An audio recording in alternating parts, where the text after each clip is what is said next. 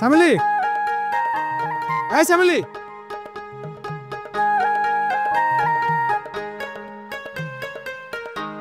কি ব্যাপার সামিলি?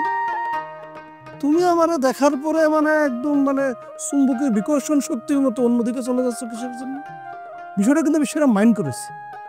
তুমি মানুষের সাথে যেরকম গাদ্দারি করতে চাও সেটা দেখার পর তোমার সাথে আর কথা বলার রুচি হয়নি, সেজন্যই চলে যাচ্ছি। কি বললে? আমি মানুষের সঙ্গে গাদ্দারি করেছি? অবশ্যই করতে চাও। নবাব সিরাজউদ্দৌলার সাথে মির্জাফর যেরকম গাদ্দারি করেছে সেরকম না হলেও কাছাকাছি তো গেছে। তোর চোখে আমি মির্জাফর হয়ে গেছি সামিলি? আচ্ছা, আমি এমন কি করেছি যে আমি এত বড় একটা গাদ্দারের সঙ্গে তুই আমার তুলনা করলি? এখন মনে করতে পারতেছ না, তাই না? সেটাই স্বাভাবিক। তুমি তো ভাবতে পারোনি যে তোমার গাদ্দারি মার্কা কথাটা আমি ফসাং করে পাশ থেকে শুনে ফেলবো। আচ্ছা, আমি কি কইছি সেটা তো কবি, নালি পরে আমি বুঝবো কিরাম করে যে আমি কি কইছি?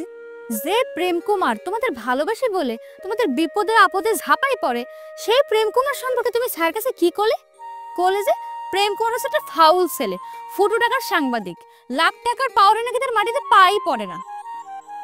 এই মরিছে, এই কথা সাপিলি শুনলো কিরাম করে? আচ্ছা তুমি কও, একজন উদীয়মান সাংবাদিক সম্পর্কে এই ধরনের কথা কি তোমার একবারও কওয়া উচিত হয়েছিল এমন ভাই? ওরে, সেটা তো আমি হচ্ছে কি যে দুষ্টুমি করে কয়েছি। ছায়া প্রেম কুমারের উপর এতটা রাগান্বিত ছিল যে আমি যদি সেটা না করতাম সেটা শান্ত হতো না। থাক লেমেন ভাই, শাক দিয়ে মাছ ঠেকা লাগবে না। আমার তোমার তোমার আসল চেহারা আমার সামনে প্রকাশ হয়ে গেছে। শাক দিয়ে মাছ থাকবো না তো কি দিয়ে থাকবো? এই শোন, তোকে একটা কথা বলি, তুই কিন্তু এখন পায়ে পাড়া দিয়ে ঝগড়া করার চেষ্টা করে দিচ্ছিস। কিন্তু তুমি প্রেম কুমারের নামে যে অপবাদ দিয়েছো আমার তো সেটাই করা উচিত, তাই না?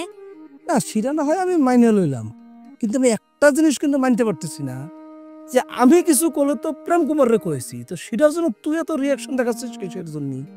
অন্যায় ভাবে যদি কেউ কারণে নামে কোনো কথা কয় সেটা আমি সহ্য করতে পারি না। ওরে বাপ রে বাপ, তুই এত বড় প্রতিবাদী হয়েছিস কবে থেকে রে সামিলি? হ্যাঁ, আমি যদি কিছু কয়ে থাকি সেটা আমি নাহলে প্রেম কুমারে কয়েছি, তো সেটার জন্য তুই প্রতিবাদ করতেছিস। আচ্ছা ভালো কথা, ওই নন্দদা কি এসব সম্পর্কে কিছু জানে? আচ্ছা লেমন ভাই, কথা তো হচ্ছে তোমার আমার মাঝে, দাদাকে টেনে আনতেছো কিসের জন্য? না, আমি তো আর আনতে চাচ্ছি না, কিন্তু তুই ভাবতেও করতেছিস কিন্তু টাইনে আনতে।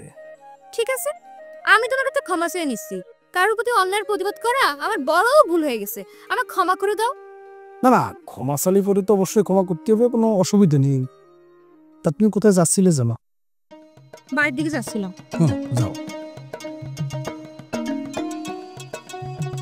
আমি এই বিষয়টা যত হালকা করার চেষ্টা করতেছে, বিষয়টা কিন্তু এরকম হালকা না।